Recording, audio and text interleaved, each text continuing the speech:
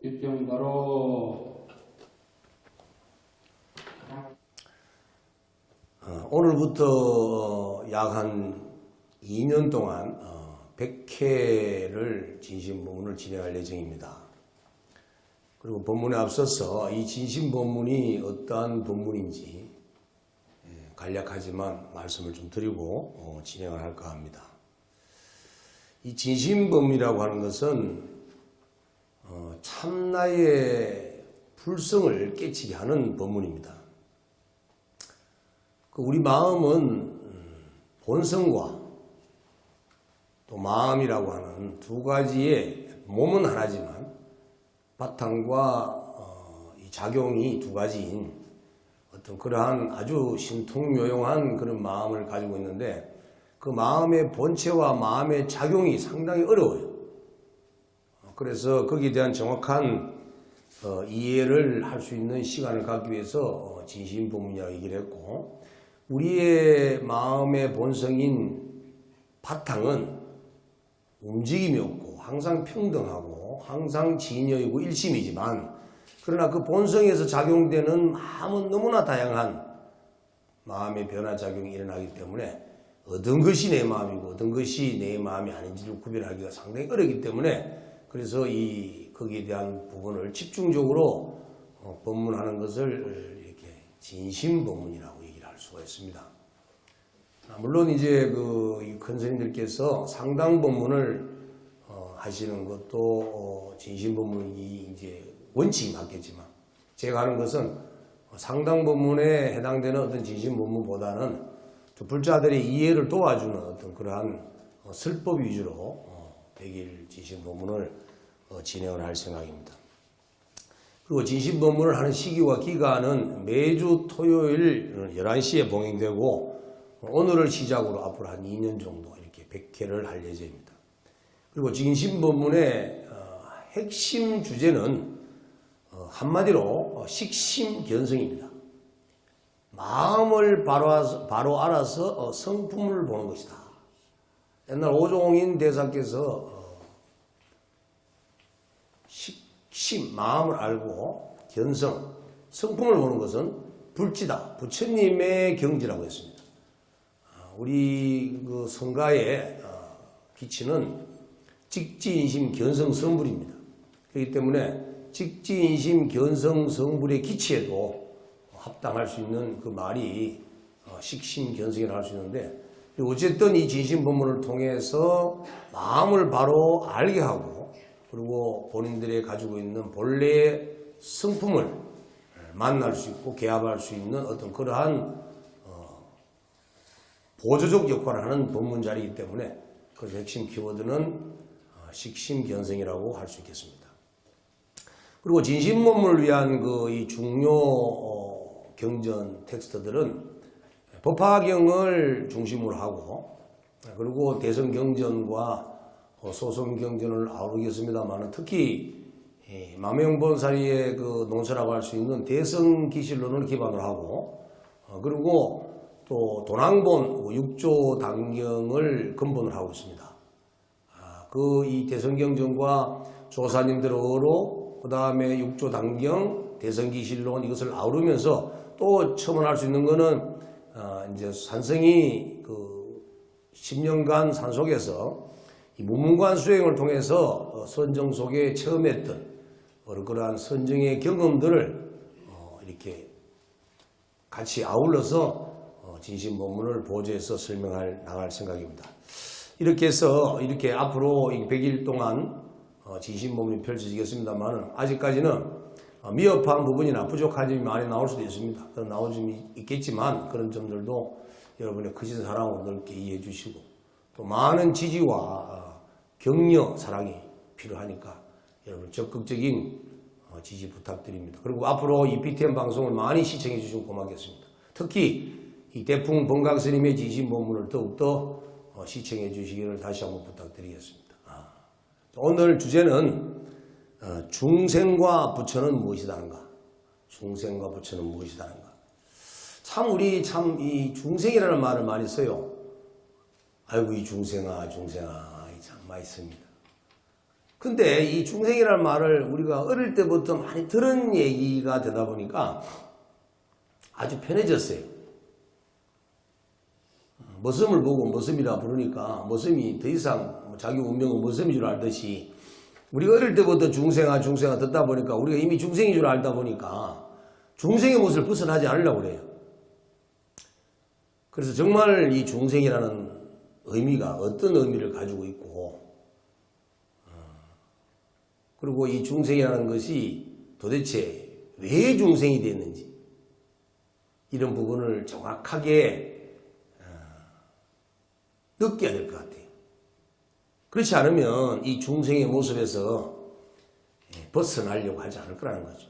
마치 머슴이 어릴 때부터 머슴이면 그냥 익숙해져서 머슴살이를 벗어나지 않으려고 이렇게 태만하듯이 우리가 중생이라는 것이 실제가 중생이라는 것이 무엇인지를 바로 알면 중생의 모습을 벗어나려고 하는 노력을 할 겁니다. 그래서 오늘 중생이 무엇인지에 대한 의미를 새기고 또 이 부처라고 하는 것은 우리 이미 부모님들 이전부터 할머니 세대 때부터 부처님 이런 얘기를 참 많이 듣고 컸습니다.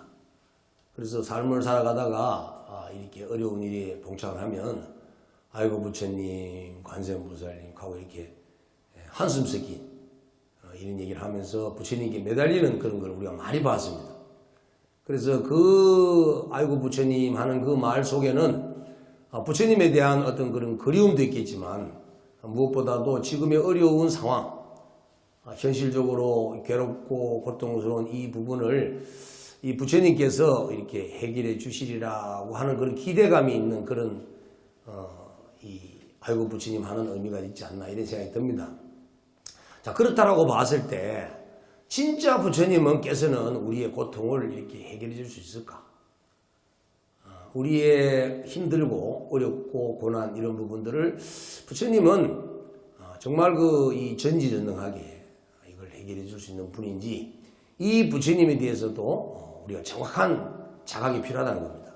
그렇지 않으면 우리가 부처님을 믿지만 부처님을 정확히 이해하지 못하고 믿으면 이것이 이제 믿음이 깨질 수도 있고 또는 이제 이게 믿음이 미신으로 가서 소위 헛개비 불자, 나이롱 불자가 되기가 십상입니다.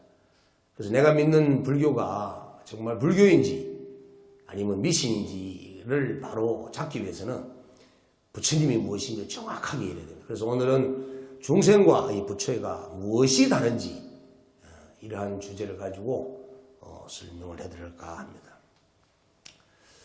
중생이라고 하는 의미는 본래 윤회하는 생명을 일러서 이렇게 중생이라고 했습니다.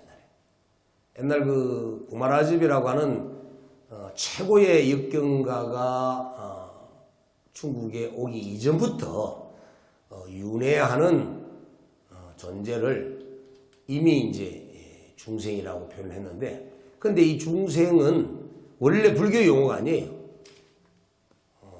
이건 이제 다른 유교적 학문에서 나오는 그러한 용어입니다. 그걸 불교가 중국으로 전래될 때 유교나 도교를 신앙하던 분들에 의해서 이제 경전이 한역화되고 이제 그런 과정에서 윤회하는 생명을 중생이라고 표기를 했는데, 이제 이 손오공에 나오는 주인공 있죠. 법장, 우리가 삼장법사 이렇게 하는 법장이라고 하는 그 스님은 아주 유명한 역경가, 구마라접의 법원가는 유명한 역경가인데, 이분께서는 이 윤회하는 중생을 일러서 이렇게 윤회하는 이 생명을 일러서 중생이라고 표현하는 데서는 말이 맞지 않다 하고 이제 의미를 부여하면서 당신께서는 유정이라고 표현합니다. 유정.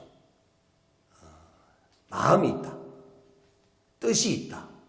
이런 뜻으로 이제 유정이라고 설명하고, 또 그다음에 또 윤회하는 주체로서의 이 유식학에 나오는 얘기인데, 이 보타락가 또는 지금 오늘날의 아리아식이라고 불리는 이러한 것들을 상정해서 설명을 해 나가야 되기 때문에 이 중생이라는 말을 쓰기는 너무나 맞지 않다. 그래서 유정이라는 말로 이제 번역을 했습니다만, 그러나 워낙 우리가 이제 이미 익히 중생이라는 말을 익히 쓰다 보니까 그걸 이겨내지를 못했어요. 그래서 유정이라는 말을 쓰는 것보다는 중생이라는 말이 많이 익숙해져 있는 편입니다. 그래서 우리나라 고구려 시대, 삼국시대 때 불교가 전래되었을 때도 이 중생이라는 말이 먼저 이렇게 와닿고 했지, 유정이라는 말은 많이 났습니다.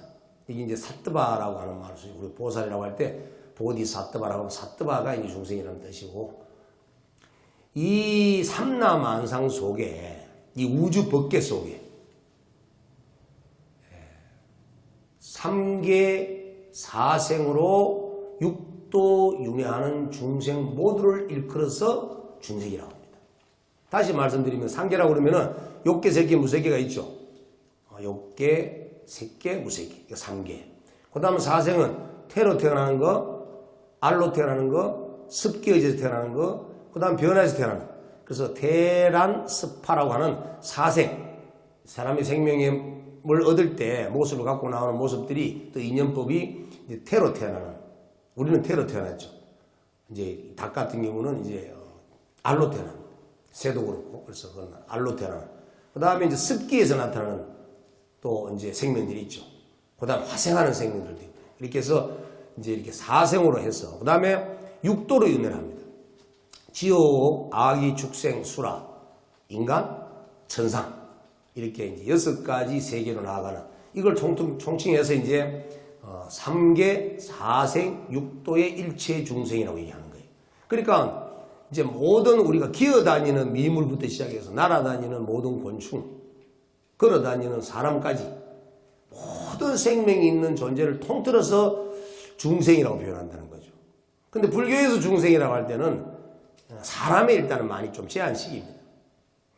그래서 우리가 이제 유정, 무정을 얘기를 할 때, 유정은 사람을 얘기하는 거고, 무정은 사람이 아닌 일체의 생명뿐만 아니라 식물까지도 포함되는 얘기입니다. 그래서 이만큼 불교는 아주 이렇게 포괄적인 넓은 의미를 가지고 있습니다만은, 어쨌든 중생이라고 하면은 이렇게 이제 그 삼라만상 속에 여러 다양한 모습으로 윤회하고 있는 생명 가진 존재를 얘기하는 거예요. 죽은 존재는 해당이 안 됩니다. 생명을 가져야 됩니다. 그리고 그 존재는 반드시 윤회를 한다는 거죠.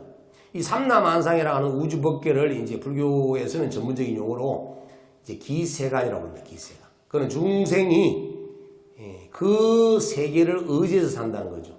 즉 우리는 어디를 의지해서 사나요? 지구를 의지해서 살고 있죠.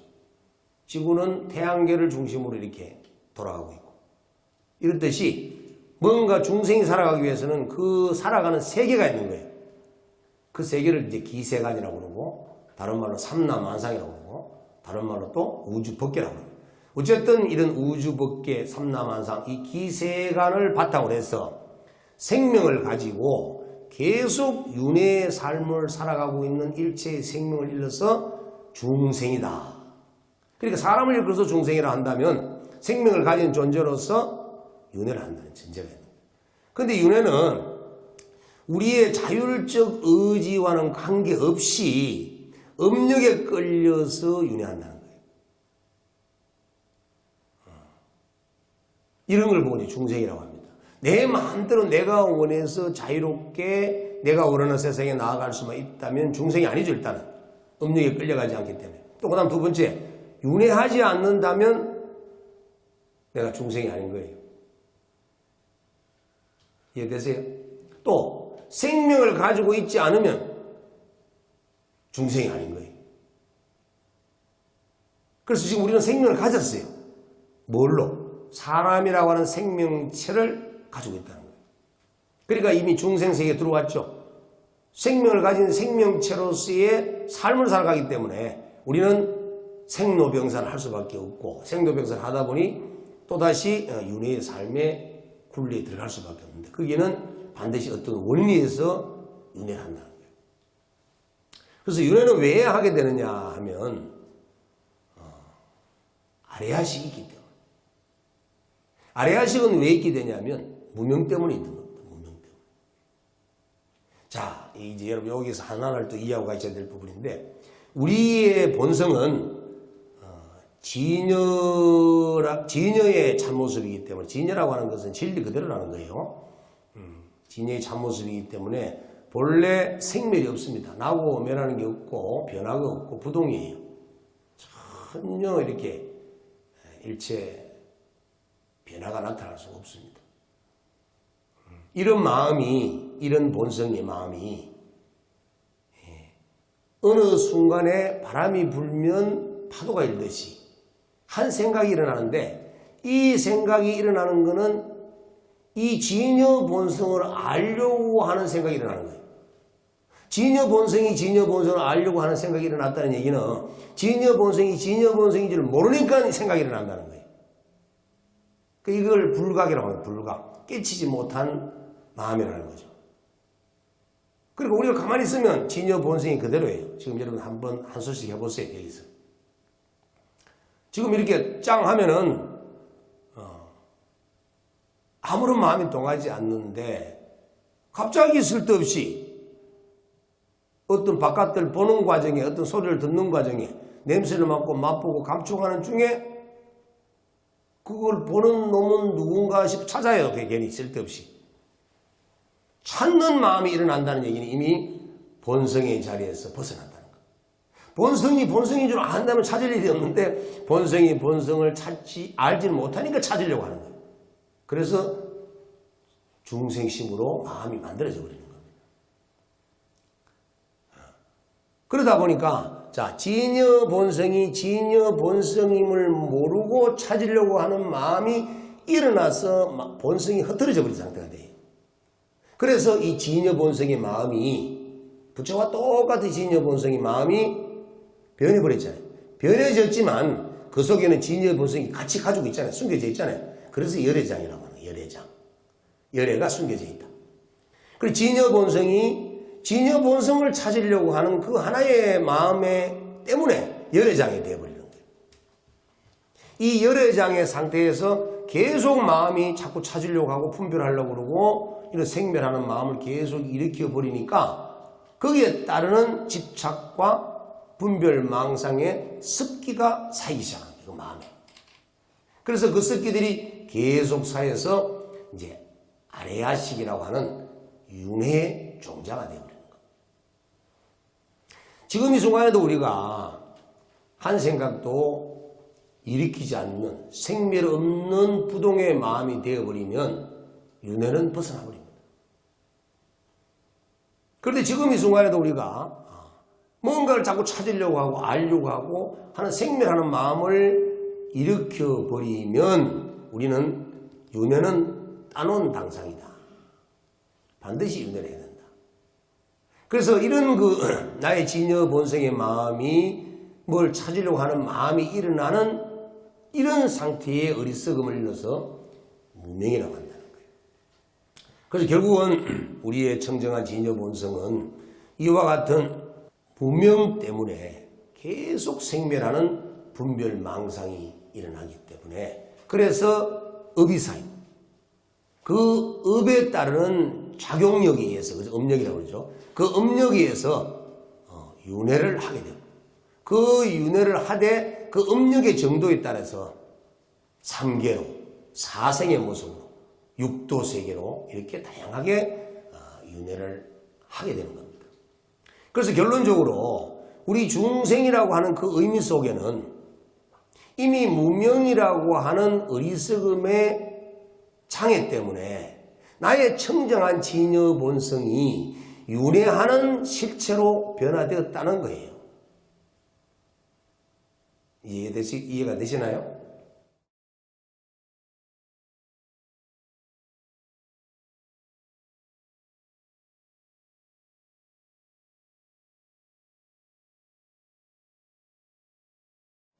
자, 그럼 이에 비해서 부처라고 하는 존재는 우리가 그렇게 의지했던 부처님이라고 하는 존재는 간단하게 얘기를 하면 3000여 년 인도 땅에 오셨던 석가모니 부처님, 그 부처님도 부처님이시고 또 우리 어머니, 할아버지, 할머니들이 어려운 일이 있을 때마다 찾으려고 했던 어려운 일이 있을 때마다 그 위기를 해결하기 위해 찾았던 그 부처님도 부처님인데 그런 부처님들은 도대체 어떤 부처님이냐는 거죠.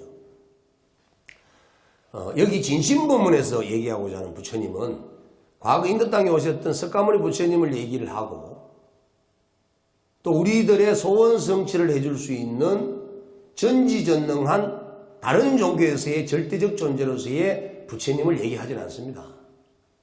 이 진심부문에서 얘기하고 있는 부처님은 바로 자기 스스로 본래부터 갖추고 있는 자성불, 자기의 청정 진여 본성의 부처자리, 지금 마음을 일으키고 있는 이 당체, 이 부처님을 설명하고 있는 것이고, 이 부처님이 영원한 부처님이고 불생불멸의 부처님이고 부정불감의 부처님이고 불구부정의 부처님이기 때문에 이 부처님을 얘기하는 것이지 석가모니 부처님이라는 등의 다른 부처님을 얘기하지 않는다는 거예요.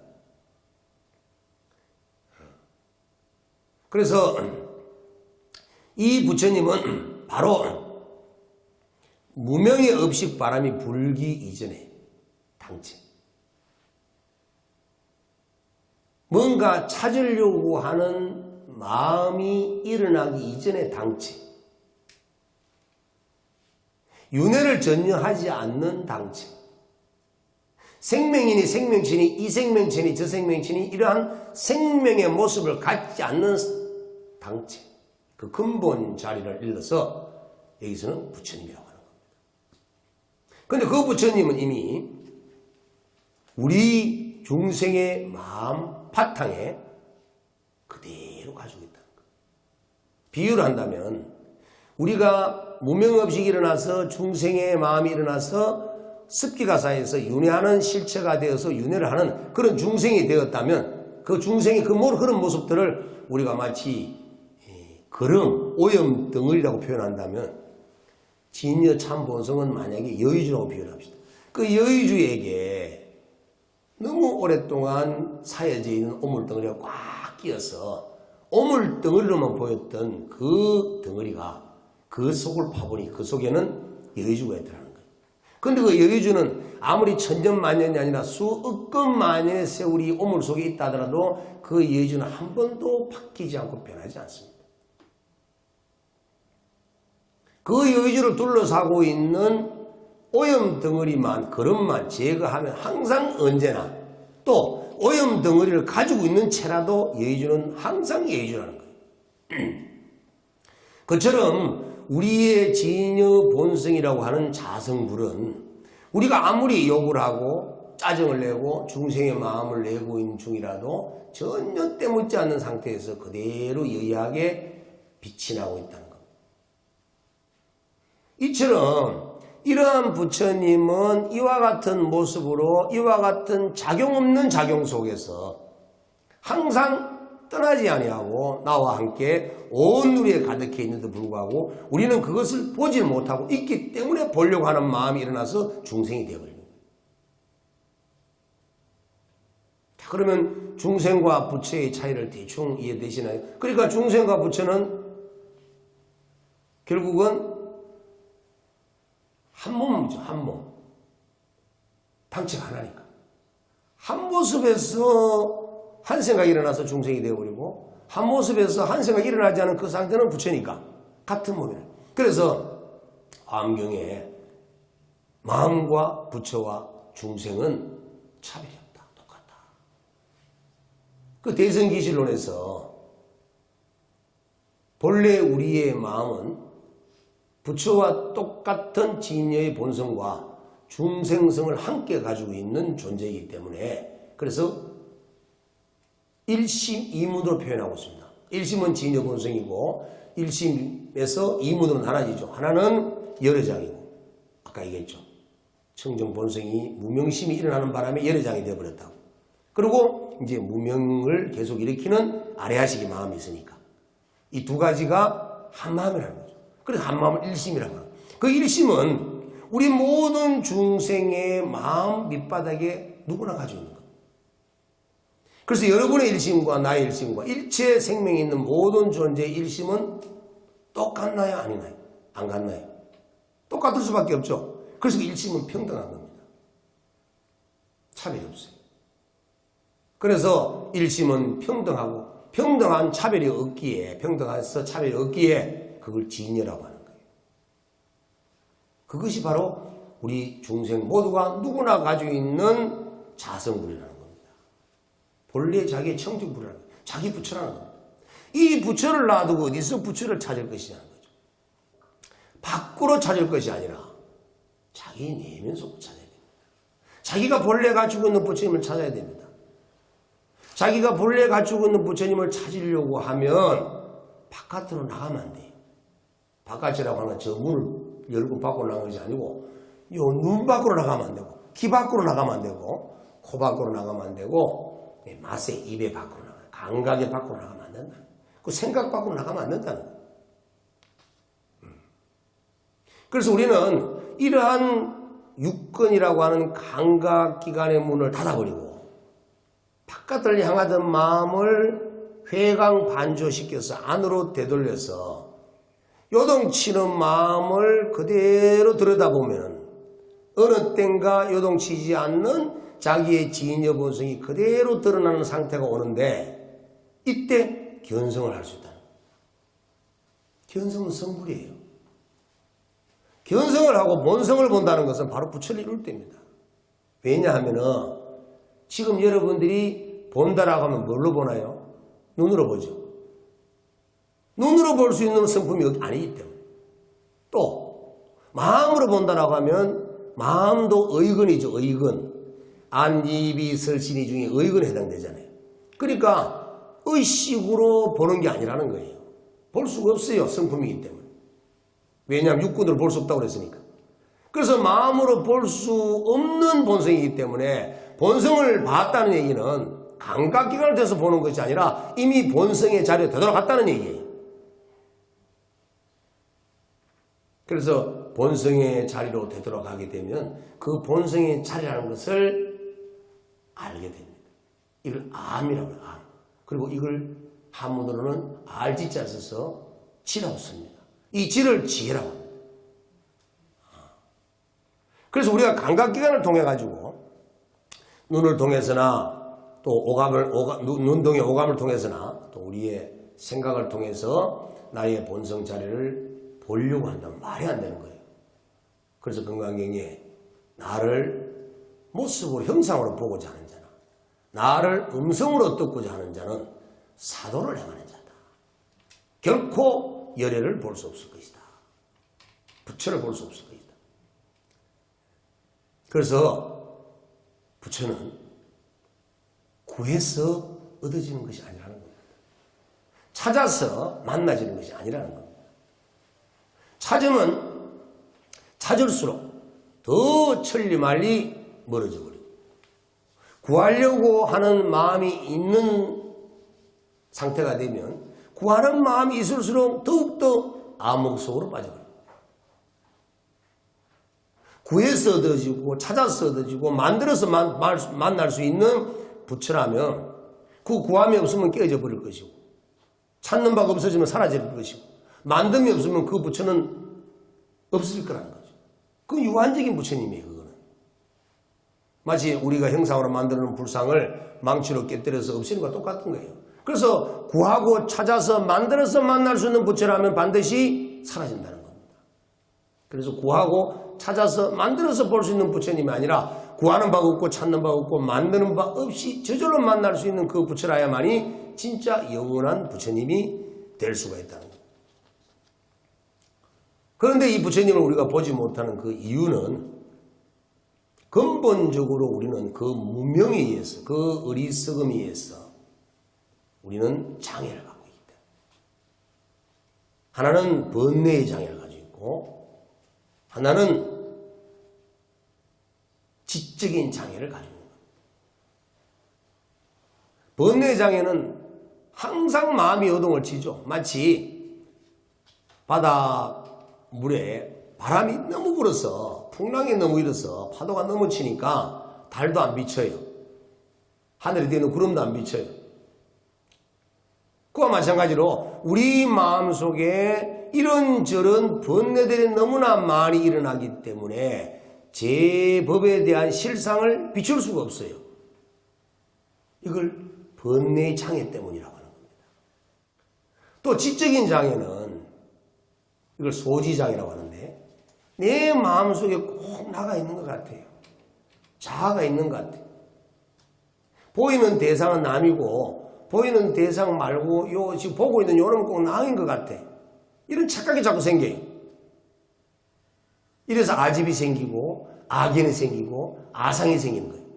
그리고 보이는 바깥쪽에는 법에 대한 법집이 생기고 법견이 생기고 이걸 마치 눈에 병든 자가 헛것을 보는 것 같다. 정신 뇌에 장애가 있는 사람이 분열증과 창난증을 일으켜서 환청과 환각을 체험하는 것 같다.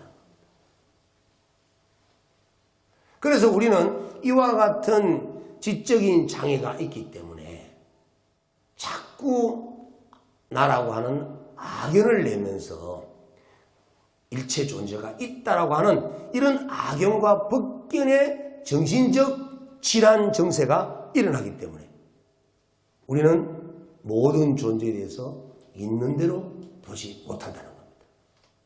이걸 중생이 가지고 있는 근본 장애입니다. 또 그 다음에 뭐가 있냐면 우리 마음은 이미 물들어 있죠. 색깔에 물들어 있고 좋은 소리에 물들어 있고 내가 집착하는 것에 물들어 있고 그래서 물든 마음으로 세상을 살다 보니 내가 좋아하는 것은 자꾸 하려고 하고 내가 싫어하는 것은 버리려고 하고 이렇게 치사선택을 하도록 만들어버려. 그래서 그러다 보니까 이 오염된 마음은 한시도 가만히 있지 않고 계속 요동을 친다는 것입니다. 이처럼 아직과 법칙과 물든 마음이 가득 차서 그 다음에 계속 번뇌의 장애가 일어나고 지적인 장애가 일어나는 이런 상태의 중생의 마음을 근본 무명이라고 하는 거예요. 이런 근본 무명을 가지고 우리가 세상을 살아가다 보니 고통을 벗어날 수가 없는 거예요. 그래서 이러한 고통을 벗어나기 위해서는 반드시 무명을 제거를 해야 됩니다. 자, 무명을 제거하려면 어떻게 해야 되느냐? 첫째, 마음을 알아야 됩니다. 그리고 왜 내가 중생이 되었는 줄 알아야 됩니다. 그리고 부처의 실상이 무엇인지를 알아야 됩니다. 그러면 내 마음이 무명에서 벗어나기 위해서는 분별하지 말아야 됩니다. 알려고 하지 말아야 됩니다. 그래서 마조 도일선사는 돈은 구하는 것이 아니다. 돈은 단지 닦는 것이 아니라 오염시키지 않을 뿐이다. 물들지 않게 만드는 것뿐이다. 여러분 보고 듣고 냄새 맡으면서 계속 물들고 있으니 집착하면 물들어 버리는 거예요. 집착하지 않으면 물들지 않는 겁니다. 그래서 제자가 물었습니다. 어떻게 하면 물들지 않습니까? 이렇게 얘기하니까 마조 스님이 이렇게 얘기를 합니다. 일념이 없기만 하면 생사의 근본을 벗어난다. 한 생각을 일으키지 말라는 겁니다. 분별하려고 하는 마음을 내지 말라는 겁니다. 그래서 우리는 과거의 끝없는 구원급 이전부터 우리는 이러한 윤회의 삶 속에서 중생의 삶으로 무명심을 계속 키워왔고 그 무명심으로 인한 생명체의 활동에 의해서 훈습이 된 마음이 또 마음을 오염시키고 이래서 지금 우리는 여기까지 왔습니다.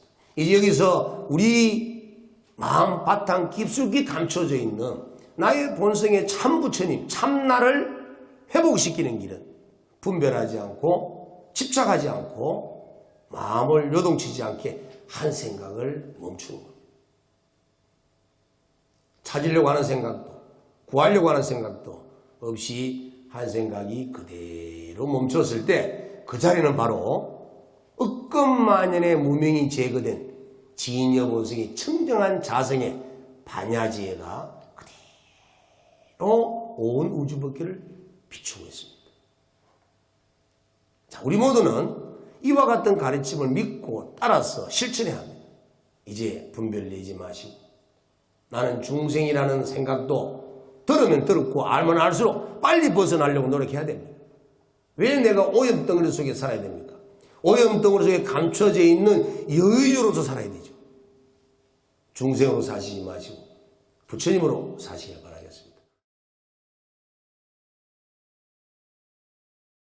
이번 시간은 그 대풍 번각 스님의 그 백회진심 법문 속에 들어있는 무엇이든 대풍 번각 스님에게 무엇이든 물어보세요.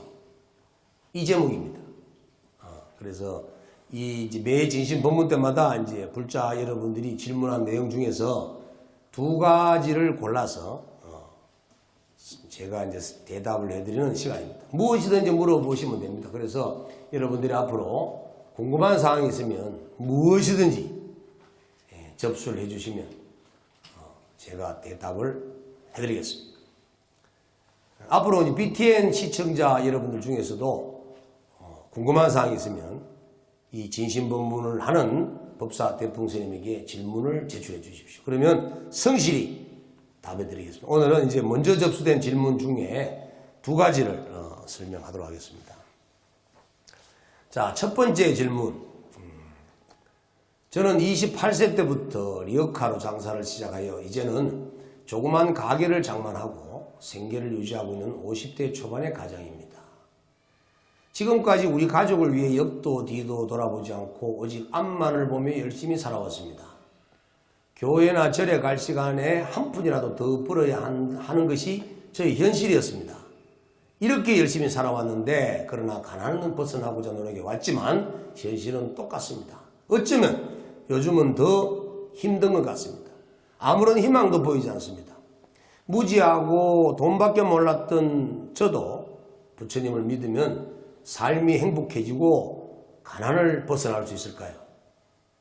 좀 우리 모두에게 와닿는 질문 같습니다. 그런데 이 행복을 하고 싶다면 행복에 대해서 알아야 됩니다. 행복이라고 하는 것은 육체적, 정신적, 또 뭐가 있을 것 같아요? 우리의 영성이라고 할 수 있는, 영혼이라고 할 수 있는, 식이라고 할 수 있는, 지금 여러분들이 쓰고 있는 이 마음작용이 물들지 않아야 돼요. 몸도 건강해야 되고, 정신도 건강해야 되고, 마음도 오염되지 않아야 된다는 거예요. 이래야만 행복해집니다. 물질로서 재물을 얻는다고 해서 행복해진다면, 우리가 바깥에 뭔가에 내가 원하는 것을 얻고자 해서 성취해서 그것이 행복이 된다면 그것은 일시적인 행복밖에 되지 않습니다. 이걸 유한의 행복이라고 합니다. 그래서 부처님께서는 이런 유한적 행복을 얻기 위해서는 학문을 배우고 전문 기술을 익히고 그리고 사회 봉사하는 이 세 가지를 갖추면 유한적인 행복은 얻을 수가 있습니다. 우리가 학교에서 공부를 열심히 해서 의사가 되고 판사, 검사가 되고 또 전문 기술자가 되는 것 역시도 행복으로 나아가는 방편입니다. 그리고 이 사람이 도덕적으로 사회에 봉사하는 삶을 살지 않는다면 사회로부터 매장을 당하거나 왕따를 당하겠죠. 우리 사람이라는 존재는 일체 사회의 사람들과 더불어 살아야 되는 존재이기 때문에 사회를 위해서 봉사하고 살아야 됩니다. 그래서 정리한다면 유한적 행복을 얻으려고 한다면 학문과 전문 기술과 사회 봉사는 이 세 가지를 갖추면 유한적 행복은 얻을 수 있습니다. 그러나 불교에서 추구하는 것은 이런 유한적 행복이 아니라 무한한 행복, 영원한 행복입니다. 이 영원한 행복을 얻으려고 그러면은 지금까지 설명해 드렸듯이 무명을 반드시 제거해야 됩니다. 내가 가지고 있는 지적인 장애, 번뇌의 장애를 없애야 됩니다. 내가 가지고 있는 아지박연, 법치법견에 대한 이런 근본적 장애를 반드시 제거해야 됩니다. 우리는 괴로울 수밖에 없는 삶 속에 있어요. 왜? 나는 영원한 걸 추구하는데 현실은 다 무상하단 말이에요. 다 변한단 말이에요. 바뀌지 않는 것이 무엇입니까? 내 몸도 바뀌고 내 마음도 바뀌고 내 환경도 바뀌고 그대로 이 행복이 내가 가지고 있는 재물과 권력과 명예와 모든 것들이 그대로 변하지 않았으면 좋겠는데 그러나 다 변하기 때문에 우리는 괴롭다는 거예요.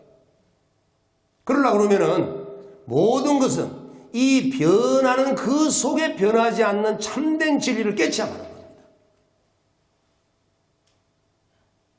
그러기 위해서는 반드시 무명과 근본 무명에 의한 내가 가지고 있는 장애를 제거해야만 영원한 행복을 얻을 수가 있습니다. 또 한 분의 질문을 받겠습니다. 그 내용을 한번 읽어보면, 디자인 회사에서 근무하고 있는 직장생활 5년 차인 30대 초반 직장 여성입니다. 저는 직장 생활을 하면서 자신감이 없어지고 다른 사람들의 눈치를 자꾸 보게 됩니다. 직장 상사나 동료들의 조언도 더 깊은 저의가 있지 않을까 항상 의심스럽고